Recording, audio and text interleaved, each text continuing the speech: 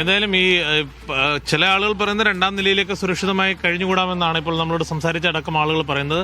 ഇതാണ് ചെങ്ങന്നൂരിലൊരു പൊതുസ്ഥിതി.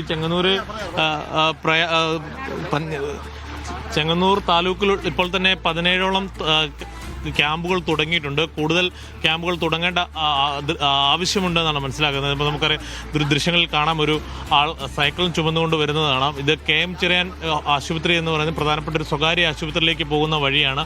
ആ വഴിയിൽ മുട്ടിന് മുകളിൽ വെള്ളമുണ്ട്. വാഹന സഞ്ചാരം യോഗ്യമല്ലാത്ത അവസ്ഥയാണുള്ളത്.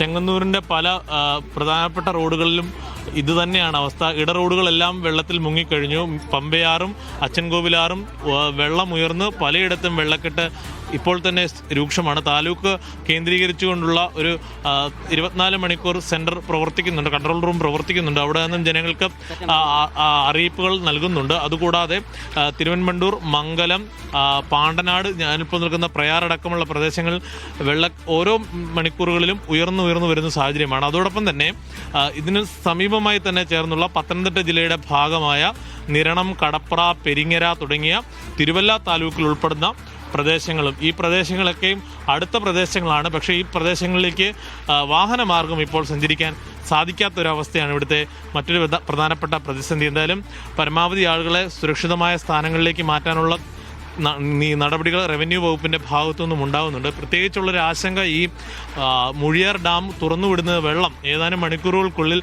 പമ്പയിലേക്ക് കൂടുതലായി ഒഴുകിയെത്തും. അത് വലിയൊരു ബുദ്ധിമുട്ട് സൃഷ്ടിക്കാനുള്ള സാഹചര്യമുണ്ട്. നമുക്ക് ദൃശ്യങ്ങൾ കാണാം. ചില ഇതര സംസ്ഥാന തൊഴിലാളികളടക്കം അവരുടെ സാധനങ്ങളൊക്കെയും ബാഗിലാക്കി പാക്ക് ചെയ്ത് അവർ പുറത്തേക്ക് പോവുകയാണ്, സുരക്ഷിത ഇടങ്ങളിലേക്ക് പോവുകയാണ്. എന്തായാലും വലിയ ഒരു ആശങ്കയിലേക്ക് കാര്യങ്ങൾ പോകുന്നു ചെങ്ങന്നൂരിനെ സംബന്ധിച്ച്. അതിന് സമാനമാണ് കുട്ടനാട്ടിലും ഈ ചെങ്ങന്നൂരിന് ശേഷം വെള്ളം ഒഴുകിയെത്തുന്ന പ്രധാനപ്പെട്ട പ്രദേശം കുട്ടനാടാണ്. കുട്ടനാട്ടിലേക്ക് ഇന്ന് രാവിലെ മുതൽ വലിയ ബുദ്ധിമുട്ടാണ് ആളുകൾ വിളിച്ചു പറയുന്നത്. രാമങ്കരി, അതോടൊപ്പം തന്നെ മുട്ടാറട എന്നിവിടങ്ങളിലേക്കൊക്കെ വാഹനമാർഗം എത്താൻ പറ്റാത്ത ഇടങ്ങളിലേക്ക് പലരും ഒറ്റപ്പെട്ടു പോയിട്ടുണ്ട്. പ്രത്യേകിച്ച് രണ്ടാം കൃഷി നടക്കാത്ത പാടശേഖരങ്ങളുടെ ബണ്ടുകളിലൊക്കെ താമസിക്കുന്ന ആളുകൾ, അതിന് ആ ഭാഗത്തൊക്കെ വലിയ രീതിയിൽ വെള്ളം ഉയർന്നിട്ടുണ്ട്. ഇപ്പോൾ തന്നെ വെള്ളം കയറിയിരിക്കുകയാണ്. ഉച്ചയ്ക്ക് ശേഷം ഡാം തുറക്കുമ്പോൾ ഇനി എത്ര വെള്ളം കയറുമെന്നുള്ള ആശങ്കയാണ് ചെങ്ങന്നൂരുകാർക്കുള്ളത്.